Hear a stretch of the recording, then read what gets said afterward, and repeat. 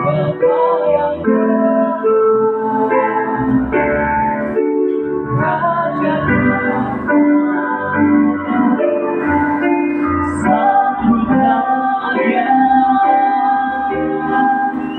Yesus Tuhan,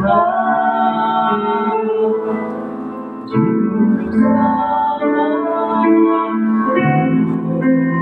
dunia.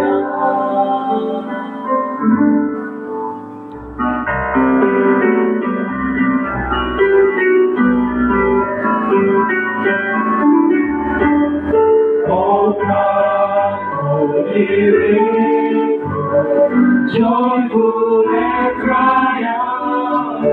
Oh come, ye of God, here to heaven. Lord and glory, Lord of kings of heaven.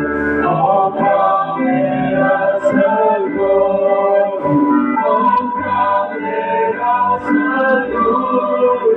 Oh come, let us adore. We Christ alone.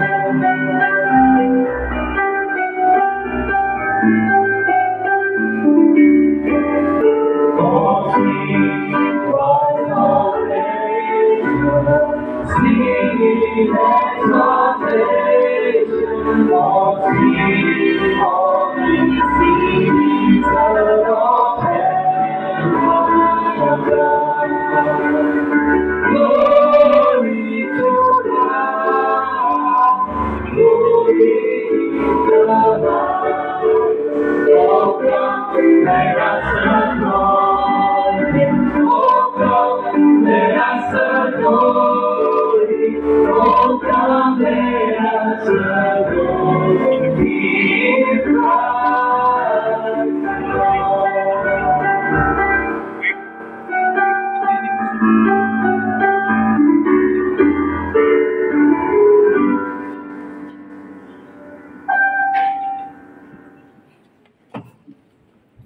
penyalaan lilin. Kami mengundang untuk naik ke altar.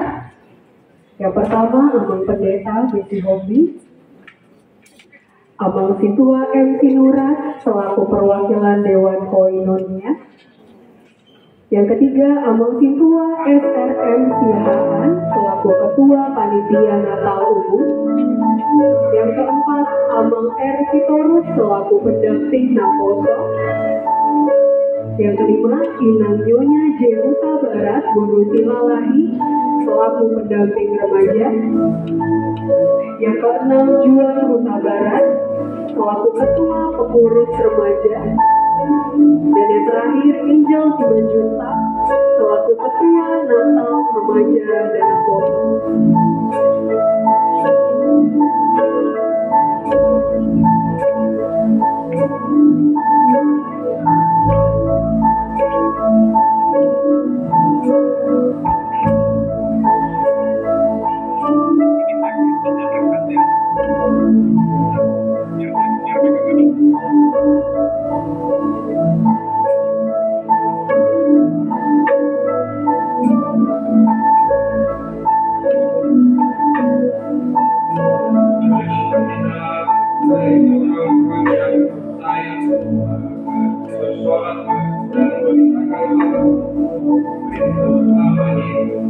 Nama yang telah nyata agar setiap manusia mendapat kebahagiaan dalam penebusan yang telah disediakan Tuhan.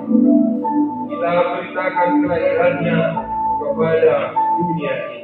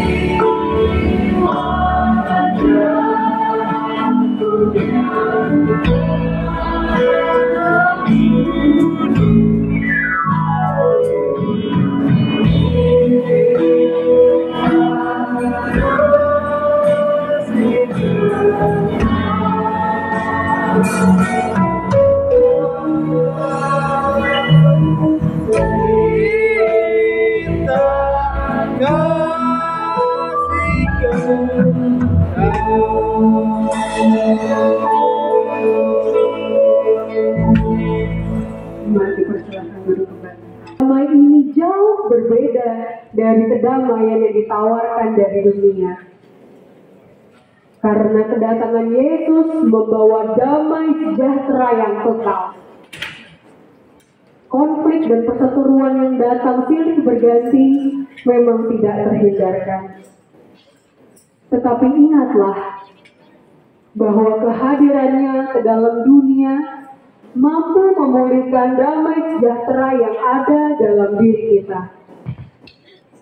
Karena itu mari rendahkanlah hati, agar Yesus tidak hanya lahir di bumi, tetapi juga lahir di dalam hatimu. Sehingga Allah memampukan diri kita melewati segala tantangan kehidupan. Dan nama Allah dipermuliakan. Mari kita saksikan liturgi kelima, refleksi.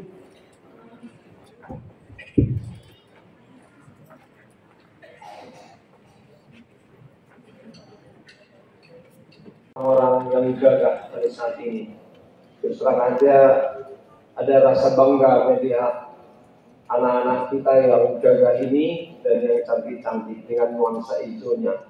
Emang tak ada nggak rame. Dari jam 3 tadi udah pada rame semua, sibuk ke sana ke sini, udah persiapan, luar biasa. Terus terang ada rasa bangga, dan setiap mereka tadi tampil di depan ini ada rasa haru, ada bangga di hati melihat mereka tampil. Dan tentu saja kalaupun masih ada yang kurang-kurang dikit, ya tapi tetap sukacitanya kelihatan dan nyata.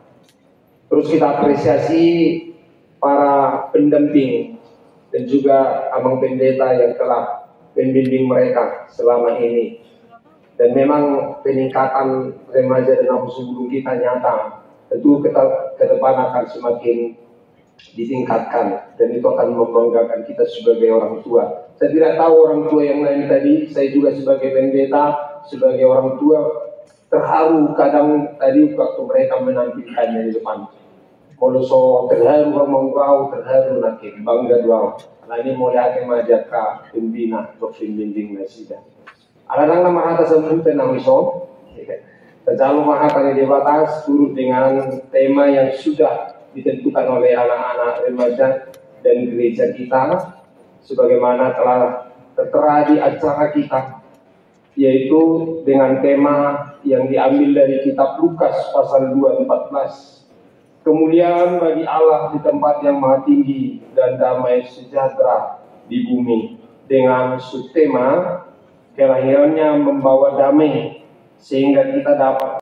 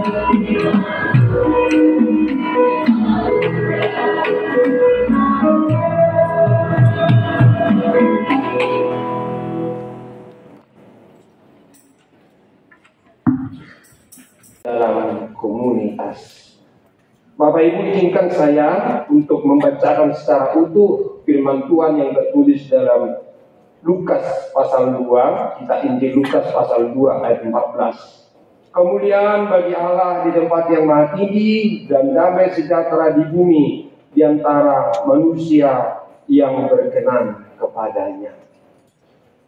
Saudara jemaat Tuhan, ini adalah merupakan nyanyian malaikat. Nyanyian malaikat yang berkumandang dengan suara nyaring menyanyikan kemuliaan bagi Allah dan damai sejahtera di bumi. Agak merasa kecil saya di depan ini karena biasanya saya agak tinggi di sini. Karena disita tempat pijaannya. Jadi merasa agak kecil saya di atas ini memang. Gak apa-apa lah maknanya. Bapak Ibu jemaat Tuhan, sering dulu saya lihat di ucapan selamat Natal itu ada season greeting gitu. Lalu saya bertanya-tanya apa sih artinya? Kenapa harus season? Kenapa harus musim gitu? Kenapa bukan Merry Christmas seperti kita biasa salam-salaman Merry Christmas, Merry Christmas? Kenapa ada season greetings? Saya bingung. Dan saya cari-cari, ternyata itu diucapkan kepada orang-orang yang tidak seiman. Diucapkan kepada orang-orang yang tidak seiman dia, tapi ikut merayakan. Diberikan kepada orang bahwa sekarang lagi musim sukacita gitu. Ada musim perayaan gitu. Ada musim yang sedang berganti gitu. Maka itu diucapkan. Maka saya pikir tidak cocok kalau orang Kristen membuat itu menjadi ornamen Natal menurut saya. Dan memang kalau ketika musim Natal tiba, suasananya beda gitu. Sepertinya hati orang berbunga-bunga, kecuali ibu-ibu mungkin ya. Kalau ibu-ibu mungkin terbeban karena menghitung-hitung pengeluaran. Coba bayangkan anak-anak kita ini harus nuansa hijau. Bagaimana kalau ada 3 orang anak di sini harus beli yang hijau? Kalau Natal nanti nggak mungkin dia pakai hijau lagi, ya kan? Dia harus pakai yang apa mungkin yang keren. Pasti ini memunculkan stres bagi mama-mama lah, ya kan? Ada sukacita ketika kita tiba kepada hari Natal itu. Senangnya luar biasa. Agak masahi OTP tinggal hurun namanya. Alami sukacitanya. Dan saya juga sangat senang sekali melihat begitu banyaknya remaja Nabusubul di gereja kita ini. Bangga luar biasa. Saya nggak tahu apakah yang lain juga ikut-ikutan bernuansa hijau. Tapi coba bayangkan Abang Inang, kalau seandainya remaja Nabusubulung kita ini terus aktif seperti ini. Saya tadi cakap-cakap di depan agak salah juga sih, kami harus cakap-cakap di depan dengan Amang calon Sitorus, ya kan. Harusnya saya harus fokus media acara itu. Tapi saking bangganya saya, senangnya saya dengan pembimbing pembina. Saya katakan dengan Amang Sitorus, event ini harus dilanjutkan Amang. Event-event yang seperti ini harus diteruskan supaya kita jangan musim gitu. Supaya jangan kalau ada musim baru nampak, baru nongol. Supaya Natal remaja kita ini jangan hanya menjadi semangat limun. Saya tidak tahu apa Bapak Ibu pernah dengar semangat limun. Kalau semangat limun ini begitu tutupnya dibuka, songonar kayak amang najutak. Kalau dibuka tutupnya, dia meletup gitu. Tapi hanya ketika dia dibuka, dia meletup. Sama dengan ornamen-ornamen Natal kita ini. Kalau bulan Januari masih di sini, orang merasa lucu kalau ini ornamen-ornamen kita ini ada di sini. Betul? Gak mungkin kita penyalaan lilin lagi bulan 2. Aneh. Ya kan? Juga ini pohon kerang kalau masih bulan 1 masih ada di sini mah aneh. Nah malas sama kepala dan mujizat tunggu pasal lagi bongkari. Asik itu orang.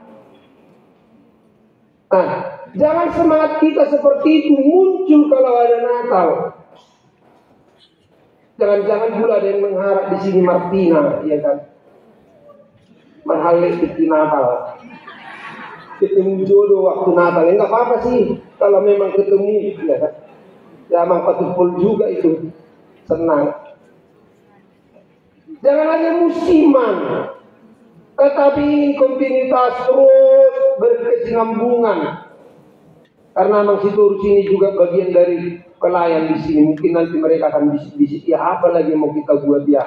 Habis ini apa?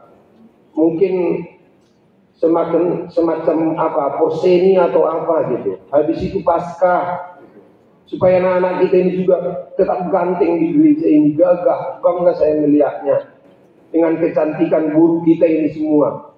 Tak ada yang jelek, semua pada cantik, anggun, dengan muka yang berseri-seri. Boleh dong hadir lagi bulan 2, mungkin apa yang mau kita buat acaranya. Nah, oleh karenanya pada hari ini tema Natal kita ini menunjukkan suatu peristiwa besar yang Tuhan lakukan buat kita. Peristiwa besar yang mewarnai hidup, mengubah cara berpikir orang, dan mengubah kehidupan orang, bahkan mengangkat harkat martabat dan derajat orang. Coba bayangkan Bapak Ibu, malaikat itu bernyanyi, yang pertama sekali mendapat kabar sukacita itu adalah gembala, Parmahan. Di kampung saya itu Parmahan, gimana lah ya. Orang membenci Parmahan di kampung saya karena kerjanya mencuri. Kalau ada nanas kita di ladang, ini makanan Parmahan lah ini. Kalau ada binasa yang matang ini pasti dihajar sama Parmahan gitu. Yang bibinya suka. Kayaknya kalaupun ada apa, kayak di Sembalungun sana pakai apa penjaga, kalau sama Parmahan nggak berlaku kayaknya gitu. Mereka suka gitu. Mereka ini dianggap orang kecil, termarginalkan. Bapak Ibu, kalau ada sidang, kalau ada pengadilan, gembala ini nggak diakui sebagai saksi. Itulah saking rendahnya gembala ini. Tetapi ketika Yesus lahir, mereka yang pertama mendapat kabar sukacita dan saksi utama, saksi kunci. Awalnya mereka ketakutan dengan hadirnya malaikat yang bernyanyi kemuliaan bagi Allah di tempat yang maha tinggi, damai sejahtera di bumi. Itu menakutkan mereka melihat malaikat datang. Sedangkan malam-malam begitu di tengah hutan sana melihat warna putih itu udah ada rasa takut. Hantu ya? Enggak ya? Hantu ya? Enggak ya? Tahu-tahu daun pisang ya kan? Kalau ditiup angin kadang dia putih, kadang hitam gitu. Kalau daun pisang masak gitu. Hantu enggak ya? Daun enggak ya? Udah tahu. Ini malaikat benaran bercahaya dengan kemuliaan Tuhan. Itu menakutkan mereka. Namun tiba-tiba jangan takut. Jangan takut. Bahwa ternyata kehadiran malaikat itu adalah sukacita bagi mereka, kegembiraan bagi mereka. Itulah sebabnya mereka berbondong-bondong. Ayo marilah kita melihat seperti yang telah dikatakan oleh malaikat ini kepada kita. Maka mereka berangkat ke sana. Mereka sujud menyembah bayi yang baru lahir. Bapak Ibu, yang kedua yang mau kita lihat di sini adalah rekonsiliasi Allah. Rekonsiliasi yang Tuhan lakukan, pendamaian yang Tuhan lakukan kepada kita. Ketika manusia jatuh ke dalam dosa, maka Adam bersembunyi, Hawa bersembunyi, mereka malu karena ternyata mereka telanjang. Mereka menjadi tahu aib. Dulu nggak ngerti dosa. Sebelum manusia jatuh ke dalam dosa, nggak ngerti itu apa dosa. Dan mereka tidak lakukan itu.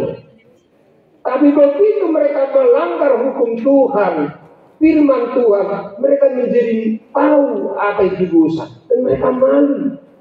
Dan sadar bahwa mereka telanjang. Lalu yang Tuhan lakukan kepada mereka seturut dengan firman Tuhan. Maka Tuhan mengambil kulit binatang dan membuat itu menjadi baju dalam Kejadian 3:21, dan dipakaikan kepada mereka untuk menutupi rasa malu mereka. Maka itulah yang Tuhan lakukan sekarang untuk menutupi dosa, menutupi malunya orang yang telah melanggar hukum Tuhan itu. Maka kasih Tuhan menutupi dosa itu dengan kerelaan Tuhan untuk datang dan mati bagi kita.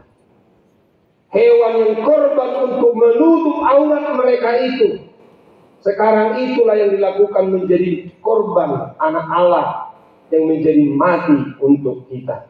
Ini adalah rekonsiliasi Bapak Ibu. Menghilangkan sekat. Tadi anak-anak kita sudah merayakannya. Yang pertama sekali orang Majus datang, para gembala datang. Orang cendekia melihat ini benar perbuatan Tuhan.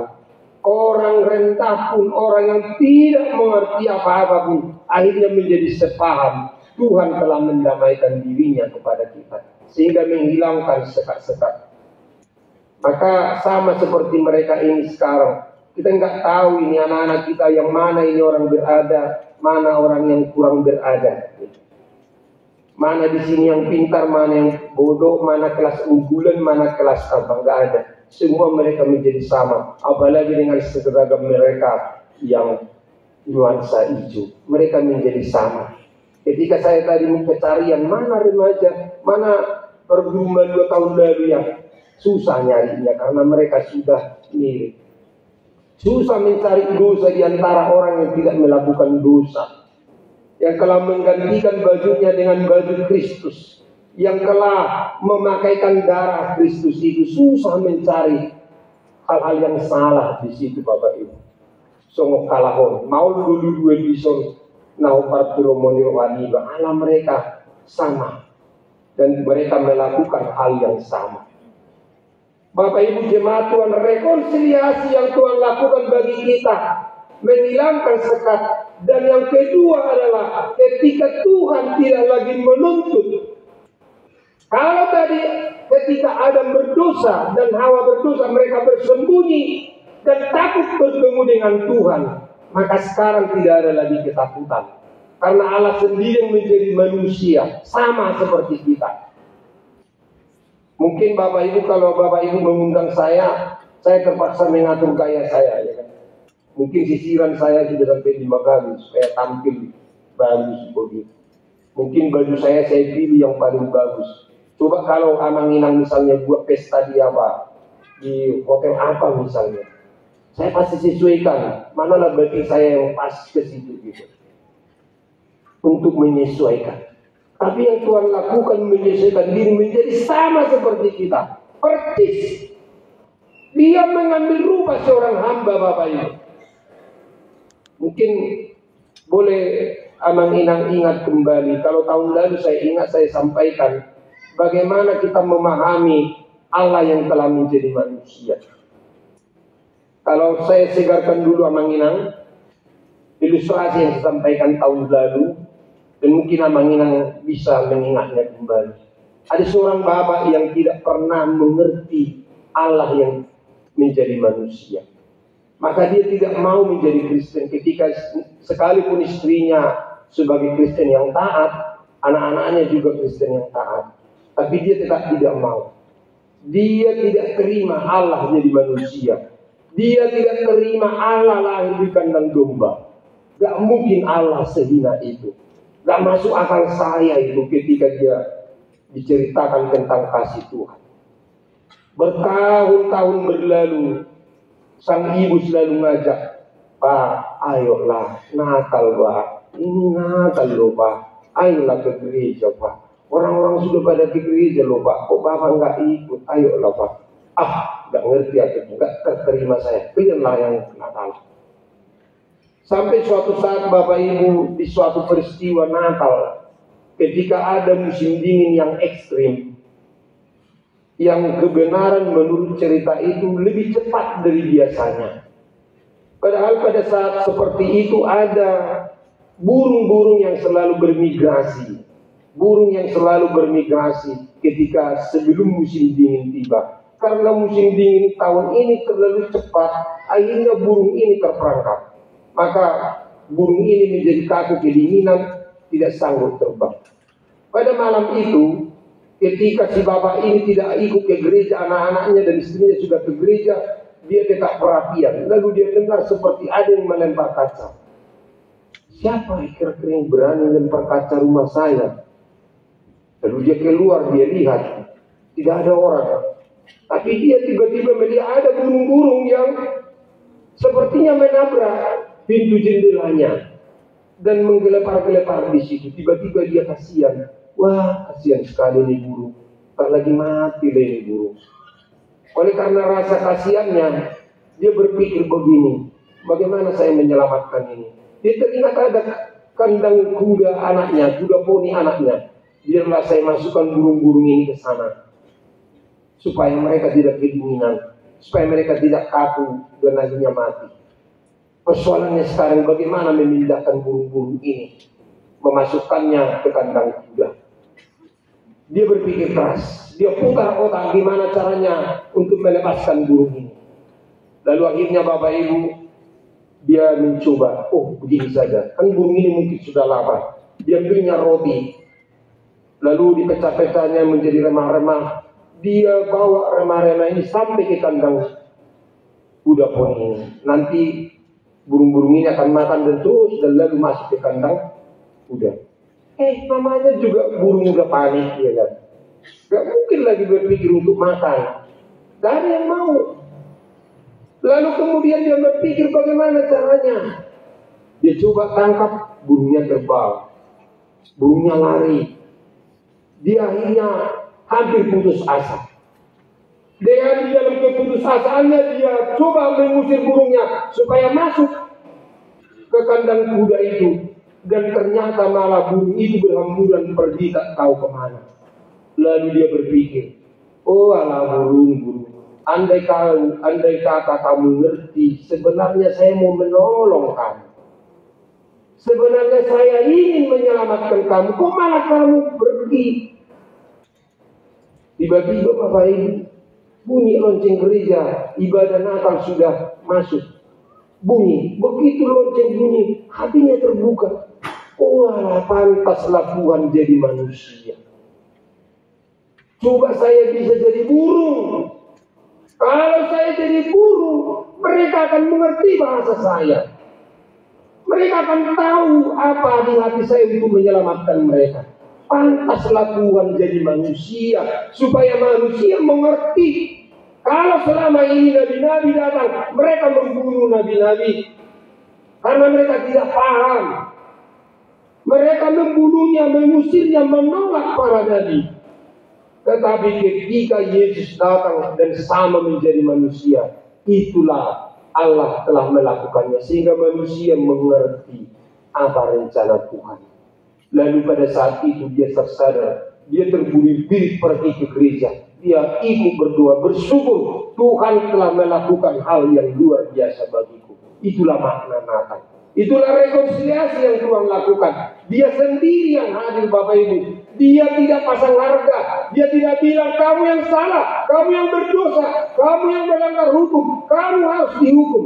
Tapi dia sendiri mengulurkan tangannya, mengadakan pendamaian dan mendekat kita. Dan katanya, aku tidak lagi mengingat-ingat kesalahanmu. Sekalipun dosamu merah seperti kermiji, akan menjadi putih seperti salju. Saya tidak ingat-ingat kesalahanmu. Maka ini Bapak Ibu, Natal ini peristiwa yang membuat kita harus saling merangkulan. Remaja yang saling berangkulan bahwa ternyata kita telah menerima rekonsiliasi dari Tuhan. Naposo pun seperti itu. Sehingga Naposo ini tidak ada gap, tidak ada jarak di antara mereka. Kalau masih ada jarak di antara kalian, maka tujuan kita tidak akan tercapai. Maka terimalah Yesus dan berubahlah seperti yang dilakukan oleh Kristus ini. Dia menjadi manusia. Dia telah meninggalkan kemuliaannya. Dia tidak pasang harga. Dia tidak melakukan banyak syarat-syarat. Tetapi terima Yesus, percaya Yesus, maka selamat. Jangan menghitung-hitung perbuatanmu. Jangan menghitung-hitung perbuatan yang lain. Jangan katakan dia ini bodoh, dia ini jahat, dia ini nakal, tapi dosa kasih menutupi banyak sekali dosa. Datanglah dari kasih.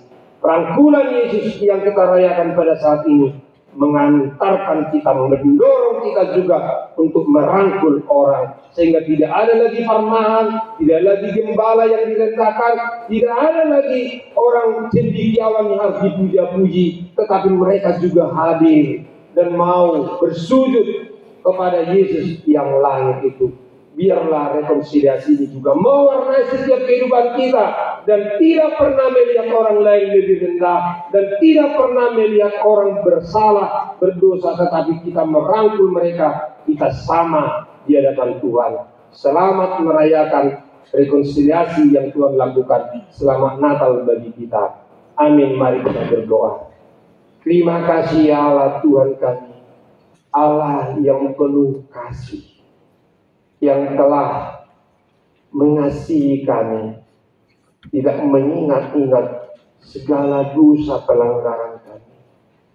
Andai kata pelanggaran kami ditimpakan kepada kami, maka sesungguhnya upah dosa adalah maut. Selayaknya lah kami harus mati.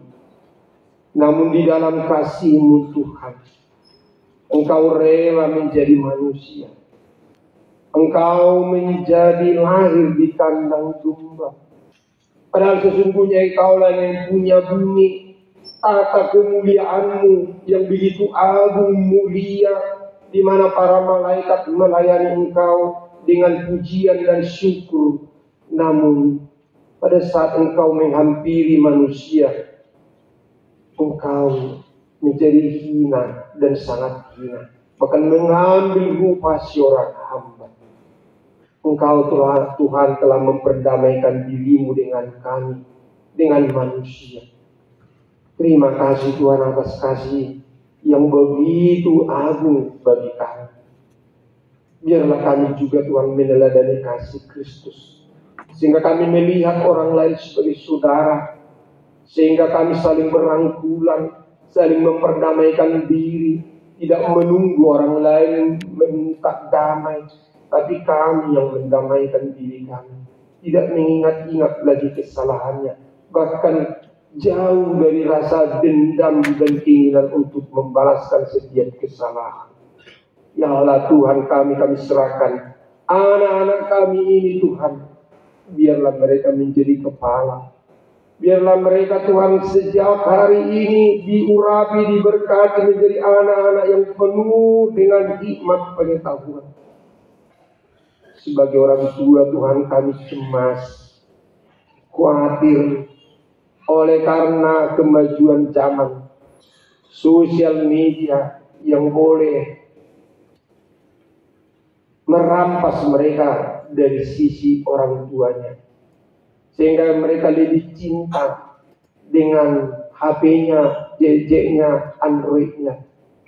Mereka lebih patuh kepada sosial media daripada kepada orang tua. Tuhan, jauhkan mereka Tuhan dari keinginan untuk menyalahgunakan teknologi yang ada dalam genggamannya. Penuhilah mereka dengan hikmat Tuhan, mengutamakan persaudaraan daripada menyendiri, asik sendiri, suka menyendiri, tetapi tetap bergabung dengan sesama saudara, terlebih untuk hadir di gereja Tuhan. Terima kasih untuk perayaan hari ini Tuhan, dan kiranya berkenan bagi kemuliaan Tuhan dan sukacita besar bagi sekalian yang hadir beribadah di gereja yang kudus ini. Dalam Yesus Kristus Tuhan Juru Selamat kami yang hidup. Amin. KIP Jatengeri sore hari ini luar biasa banget. Ya. Melihat anak-anak kami atau adik-adik kami yang merayakan Natal, remaja dan apostol KIP Jatuh. Untuk saya pendeta, soalnya nggak ada saya siapkan tadi. Ya. Tapi setelah saya melihat dalam perayaan Natal ini, dalam masa-masa Natal ini ada dua hal yang mau pesankan lah. Coba angkat tangan dulu remaja dan apostol KIP Jatuh. Mana tangannya? Remaja dan apostol. Wah, mana? Oh, di sebelah sini. Yang di tengah siapa? Kok malah orang tua yang di tengah? Coba angkat tangannya semua, yang remaja apa sebelum KKP di Cangkung. Yang remaja apa sebelum KKP di Payung Cilangkap. Mana?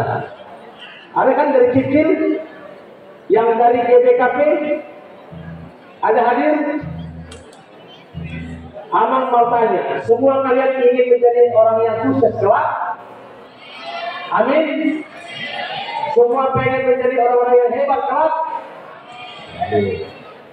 Hanya satu hal yang perlu kalian ingat, ketika menginginkan sebuah mukjizat terjadi dalam hidupmu, yaitu ketika ada keyakinan, dan yang kedua mau bekerja keras. Keberhasilan mukjizat bisa terjadi karena dua hal: kita yakin dan kita mau bekerja. Banyak orang bilang begini, mukjizat itu nyata, mukjizat itu pasti, katanya. Dia hanya di dalam yakini, tapi dia tidak mau bekerja keras. Ya. Jadi pesan Amang di Natal Remaja Sebelum KKP Jantung, semua anak-anak muda yang hadir pada sore hari ini pasti rindu menjadi anak-anak yang hebat, anak-anak yang berhasil, anak-anak yang luar biasa kelak. Maka yakinlah atas kuasa Tuhan. Namun yang kedua, bekerja keraslah mewujudkan keyakinanmu itu dalam kehidupan. Itu yang pertama. Yang kedua, jika engkau berhasil kelak, siapa yang menikmati keberhasilanmu? Ketika kau nanti menjadi orang hebat, siapa yang menikmati kehebatanmu? Ya. Maka orang tua di sini saya pesankan juga, kalau mendorong anak-anaknya nggak perlu kita bilang, nah rajin-rajinlah belajar. Kalau kau nanti hebat, mama bangga. Nanti anaknya berpikir, memangnya hebat ini pentingnya mama, gitu ya. Nah, berjuanglah. Kalau kau nanti orang yang gagal, yang malu mama, yang malu bapak, datanglah anak-anaknya. Emang gua pikirin. Makanya apa yang dikatakan? Orang-orang tua katakan kepada anakmu, berjuang, bekerja keras, yakin, jangan berhasil. Karena yang menikmati pertama keberhasilanmu adalah dirimu sendiri. Orang tua hanya paling dapat enaknya, bangganya saja. Ya, sebentar bangga. Itu anak siapa? Oh, itu anaknya Amang Simanjuntak. Itu anaknya siapa? Oh, itu anaknya Amang Sintua P. Silaban. Itu aja kebanggaan orang tua. Tapi yang menikmati keberhasilan, kesuksesan dan kehebatan kita, diri kita sendiri. Maka dalam perayaan Natal hari ini, dalam tema Natal yang kita ambil dari tema Natal nasional, kemuliaan bagi Allah di tempat yang maha tinggi, damai sejahtera di bumi, itulah pesan Amang kepada kita, terutama adik-adik kami remaja dan sebelum. Yakin, bekerja keras, kau akan menikmati semuanya pada waktunya kelak. Jangan menjadi anak-anak generasi stroberi, tapi jadilah anak-anak generasi berjuang. Walaupun sudah lahir, sudah besar di kota metropolitan ini, tapi kalian harus menjadi anak-anak yang tangguh, yang berjuang, yang yakin Tuhan pasti memberkatimu. Amin. Selamat hari Natal bagi kita semuanya.